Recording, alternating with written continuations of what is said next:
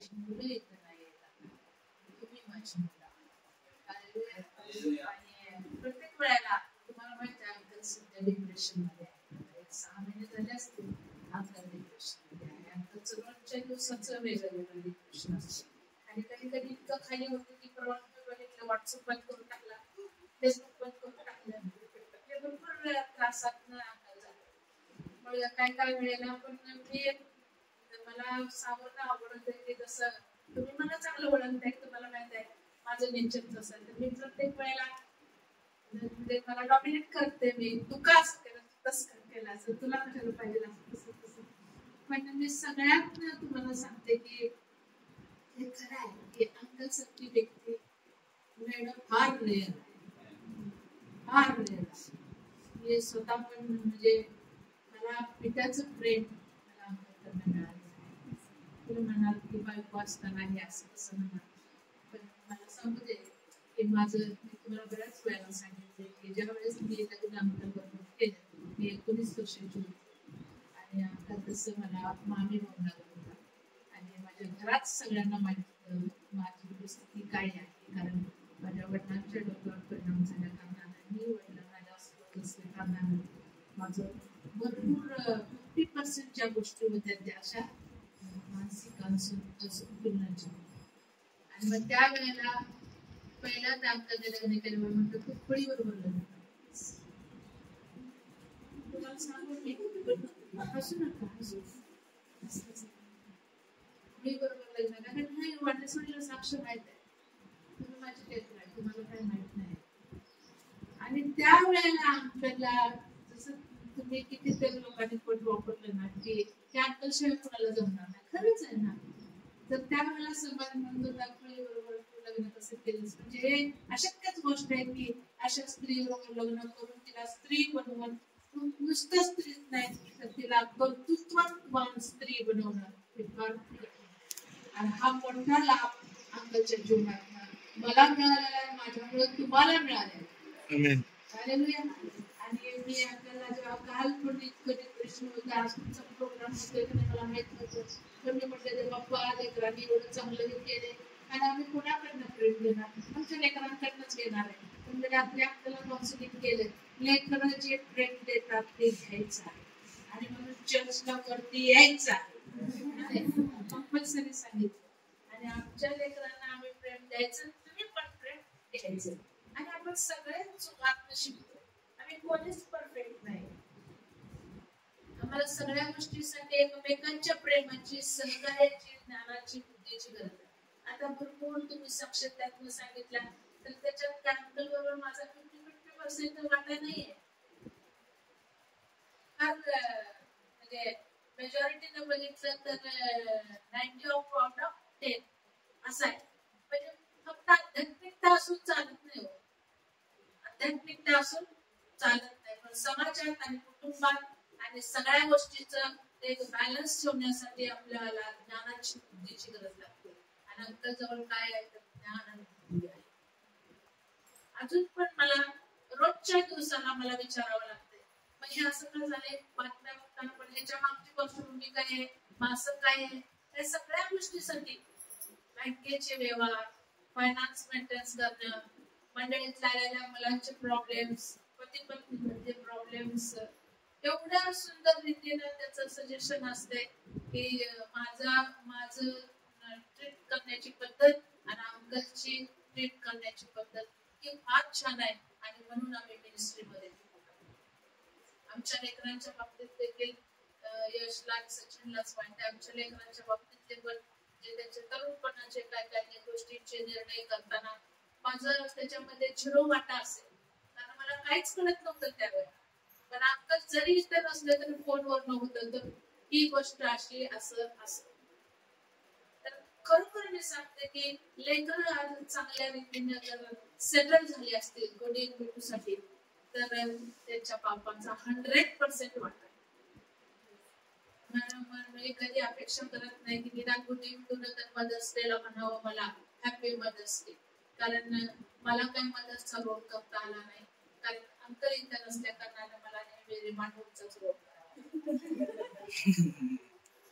आणि त्यातनं मला पण फार कमी मी वयात 23 वर्षात ताब्यात झालं, लगेच 24-25 वर्षात मला मंडळी मिळाली. तर मला पण म्हणजे सगळ्या गोष्टी मंडळीसाठी करेक्शनच्या करता येत नव्हत्या त्यावेळेला, पण मला तुमचं इतकं मोठं सहकार्य की कशा रीतीने मॅनेज केलं पाहिजे, कसं उभारलं पाहिजे. माझ्या 11 बॉडीमध्ये होतं, त्याच्यामध्ये मी एकटीच होते लेडीज, बाकी सगळे जेंट्स, पण त्याच्यामध्ये पण मला प्रत्येक वेळेला उभं करायला अंकलचा मोठा वाटा आहे त्याच्यामध्ये. कारण माझ्या बॉडीमध्ये पण असताना एक वेळ त्यांचाच दोस्त होता, म्हणजे फार जवळून जाणारा, मला लहानपणापासून तो मुळीच म्हणायचा. आणि त्यांचा मग आमच्या दोघांचा त्यांचाच दोस्त होता तो. लग्न झाल्यावर पण आणखी म्हणायचा, पण माझं कन्क्लुजन तेच असायचं, पण त्या माणसाच्या बरोबरीला मला आणि ते फक्त अंकल. कारण मला सगळ्या गोष्टीसाठी अंकलने मला तिथंच राहू दिले नाही. 10वी नंतर मला 12th नंतर मला JNM साठी, JNM नंतर मला MDB साठी, माझं BA साठी, मला सगळ्या असल्या कुठल्या करस्पॉन्डन्स डिग्र्या घ्यायला लावल्या नाहीत, पण मला युनिव्हर्सिटीच्या सगळ्या गोष्टी अभ्यास करायचा मी मदत करणार, परीक्षा द्यायच्या मी मदत करणार, सगळीकडे अंकलचा. तर सगळ्या UBS ला देखील माहित आहे की कॉलेजला की कदम सिस्टरच्या पाठीमागे जर एवढं मोठं यश कसं असेल, कारण तिथं सुद्धा महाराष्ट्रामध्ये आज जर पालखी सेवेमध्ये म्हणजे अगदी इंडिपेंडंट जर कोण असेल तर मी एकटी आहे, पण सगळे म्हणतात की नवरा पालखी सेवेमध्ये. आणि मी पण फार आशीर्वादित आहे, कारण अंकलसारखं नेतृत्व करणं कुणालाही जमणार नाही. आणि भरपूर गोष्टीमध्ये जर बघितलं की खरं आहे हे की आई बाबा शिवाय पैसे कोण खर्च करत, हे डेफिनेट आहे.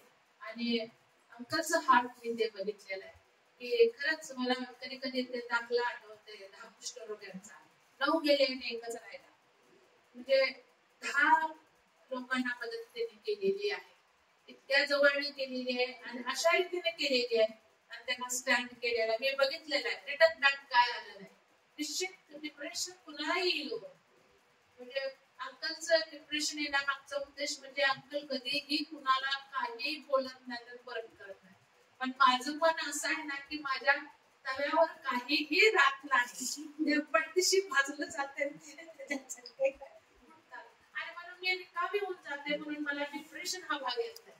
पण अंकलचं कसं आहे की फार त्रासांत जातात आणि तेव्हा पण त्यांना ते सहनशीलतेची सहनशीलता, फार सहनशीलता आहे. अगोदर म्हणजे आता तरी अंकलला म्हणजे थोडस तरी ओरडत द्यायचं ना, आता जरा डिप्रेशन मुळे थोडस मला कालच आम्हाला आमच्यामध्ये आमच्या दोघांच्या मध्ये आमच्या मुलीनं आम्हाला काउन्सिलिंग केलं, आमचं मॅरेज काउन्सिलिंग काल झालं. तर मला मोठा विषय होत होता, पण माझ्या मुलीनं त्याच्यामध्ये भाग घेतला आणि त्याच्यामध्ये आम्हाला काउन्सिलिंग केलं. तर तिने एकच सांगितलं, पप्पा असे नव्हते आणि पप्पा असे झाले. आणि मग तिला ते मेडिकलची गोष्ट होती ना, त्याच्यातनं तिने त्या डिप्रेशनचं सांगितलं.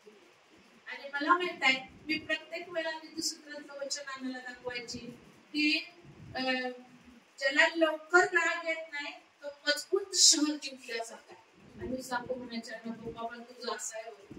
आणि माझं म्हटलं तर अरे बाबा माझी ओळखच अशी आहे की पाहिलं ताप असं, अशी माझी ओळख आहे. आताचं म्हटलं तर कधीच नाही, कधीच मी बघितलं नाही. आता हे तुम्ही 4-6 महिन्यात जे बघितलं असं अंकलला प्रतिक्रिया व्यक्त करते, पण मी कधीही नाही. कारण कालचा माझा इश्यू तोच होता की हा मनुष्य असा नव्हता, पण हा मनुष्य असा बोलतोय मला, असंच होतं. पण परमेश्वराच्या नावाला धन्यवाद की देवापानं म्हणजे आपल्याला एवढी सहनशीलता दिली, एवढं चांगलं एक्सेल ज्ञान बुद्धी. आणि जरी मनानं लग्न केलं, आई वडील दोन्ही नव्हते, पण चांगली परिस्थिती आल्यानंतर स्वतःच्या आई वडिलांची जबाबदारी घेतली, त्यांच्या भावंडांसाठी त्यांनी त्यांचे संसार बसवण्यासाठी फार मोठे डिसिजन्स घेतले, त्यांच्या मुलांची लग्न करण्यासाठी. आज मला सांगायला इतकं म्हणजे हे होते की जरी त्यांच्याजवळ काही नोंद नसली तर आज माझ्याजवळ ती नोंद आहे की त्या व्यक्तीनं त्यांच्यासाठी काय केलेलं आहे. सगळ्या गोष्टीचा बॅलन्स ठेवला तसा. आणि फार फार परमेश्वराने त्यांना आशीर्वाद केलेला आहे. मला म्हणजे मी स्वतः आम्हाला सांगितलं होतं की आजचं मला रुपालीने सांगितलं की आता आम्हाला हा कार्यक्रम घ्यायचा आहे, मला तुझी परमिशन आहे का. मला खरंच सांगू दे की त्याच्यामध्ये इतकं म्हणजे महत्वाची गोष्ट आहे की मला असं वाटलं की हा बाबा म्हटलं तू कर, कारण खरंच आहे ना, मी मेल्यावर जर तुम्ही सांगितलं आणि फार चांगल्या होत्या तर माझं धड ऐकणार आहे का? पण मला आज किती आनंद होतोय की माझी लेकरं आमच्या चुका पण आहे, तुम्हाला माहित आहे आम्ही असं असं केलं, पण त्या सुद्धा आमची लेकरं आम्हाला कसं आमच्या बरोबर रिॲक्ट केल्या आणि तरी आपण आमच्यावर प्रेम करतात, त्याचा आम्हाला अभिमान आहे आणि त्याच्यामुळे आमच्या हृदयाच्या जखमा भरून निघतात. आम्ही रिस्टोर होते तुमच्या प्रेमाने. जरी मला म्हणजे काय कसं गोष्टीने तुम्ही फोन जरी उचलला नाही केला नाही, मागच्या वेळेस निखिल आणि वैशाली आली आणि आम्हाला सांगून गेले की मध्यरात्र असू दे हाक मारायची, आम्ही येणार, एकट्या असं समजू नका. आम्हाला एवढा आनंद झाला, वैशाली अशी म्हणून गेली. आणि रुपालीचं रोज माझ्यासमोर असतंय हे फेसबुकवर त्या पुरीबरोबर बोल, तिला त्या सॅपच्या आठवणीत येणार बाहेर पडायला पाहिजे. मी म्हटलं तू शांत बसती आहे, त्याला जरा व्यक्त करू दे, ते मी तसं नाही करू शकत. नाही नाही नाही नाही, मला त्याच्याबद्दल तिच्याबरोबर बोललं पाहिजे.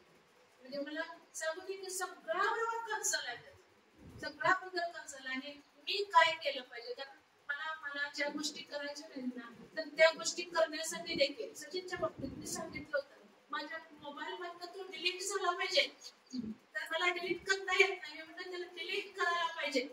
तर मग मला अंकलने एक सांगितलं तू तुझ्या तुला डिलीट करू शकतेस काय?